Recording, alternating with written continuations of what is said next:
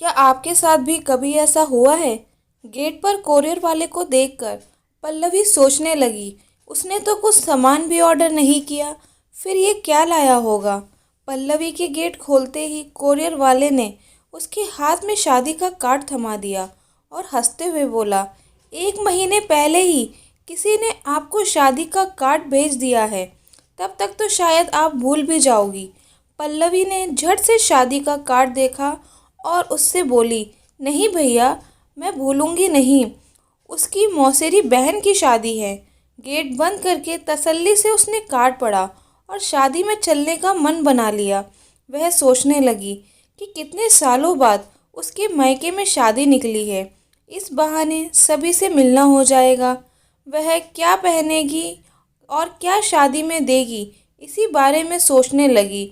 शाम को जब उसके पति उमेश ऑफिस से आए तो वो उन्हें शादी का कार्ड दिखाते हुए बोली, आप पहले से ही छुट्टी के लिए ऑफिस में बोल देना, अब की बार वो छुट्टी ना मिलने का बहाना नहीं सुनूंगी।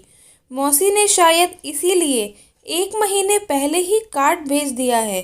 उमेश कार्ड पढ़कर बोले, मौसी ने 5 स्टार होटल में शादी का आयोजन रखा है, उनका बहुत पैसा लग जाएगा। अरे एक ही तो बेटी है उनकी, दोनों नौकरी करते हैं, उन्हें किसी चीज़ की कोई कमी तो है नहीं। अब शादी में भी पैसा खर्च नहीं करेंगे तो कब करेंगे। पल्लवी बोली, मौसी जी की ससुराल तो सब बहुत पैसे वाले हैं, उनकी और हमारी हैसियत में तो बहुत अंतर है। अब उनके यहाँ शादी में कुछ अच्छा ही देना पड़ेगा, वरना कहीं ऐसा ना हो कि हम उपहार का केंद्र ही बन जाएं। तुम्हारी जैसी मर्जी वैसा करना, पर अब कम से कम चाय तो पिला दो, कितनी देर हो गई ऑफिस से आए हुए। हाँ हाँ अभी लाई।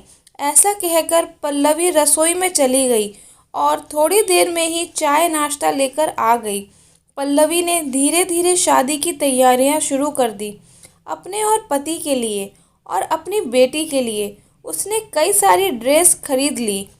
मौसेरी बहन को देने के लिए उसने एक कांजीवरम और एक बनारसी साड़ी के अलावा एक सोने की अंगूठी भी खरीदी। शादी का समय नज़दीक आता जा रहा था, उसकी धड़कन बढ़ती जा रही थी, पर एक बात जो उसे खटक रही थी वो ये कि मौसी का एक बार भी शादी में बुलाने को फ़ोन नहीं आया था। उसके पति ढंग से बुलाए बिना जाने को तैयार ही नहीं थे। पल्लवी ने अपनी मम्मी से इस संदर्भ में बात करी तो वो बोली, उसके पास तो बहन का फ़ोन आया था, वो कह रही थी कि कार्ड तो फॉर्मेलिटी के लिए सभी रिश्तेदारों को डाल दिए हैं, पर केवल खास खास लोगों को ही फ़ोन करके आने को कहा है। ऐसा सुनकर पल्लवी का दिल बैठने लगा। वो तो शादी के नाम पर काफ़ी खर्चा कर चुकी थी। शाम को उसने अपने पति को सारी बात बताई तो पहले तो वो बहुत गुस्सा हो गए और बोले, तुम्हें ही बहुत जल्दी लग रही थी खरीदारी करने की, बेबात इतने पैसे खर्च हो गए।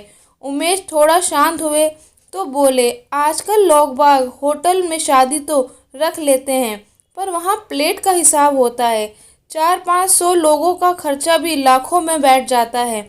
ऐसे में लोग बाग मोटा मोटा अंदाज़ा लगाते हैं कि शादी में आने वाले कितने धनराशि देंगे और उन्हें बुलाना फ़ायदेमंद रहेगा या घाटे का सौदा। यह सब सोच विचार कर कर ही फिर बुलाने के लिए फ़ोन करते हैं।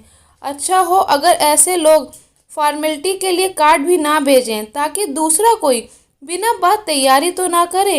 यह तो अच्छा हुआ उन्होंने मम्मी जी को असलियत बता दी। अब शादी में जाना कैंसिल। पल्लवी का तो खुद ही अब जाने का मन नहीं हो रहा था। वह सोचने लगी, आजकल रिश्ते नाते भी पैसे की तराजू में तुलने लगे हैं। दूर पार के रिश्तेदार भी अगर अच्छी हैसियत रखते हैं तो उन्हें हाथों हाथ लिया जाता है, वही अगर अपने सगे रिश्तेदार भी कम हैसियत रखते हैं तो उन्हें इग्नोर किया जाता है।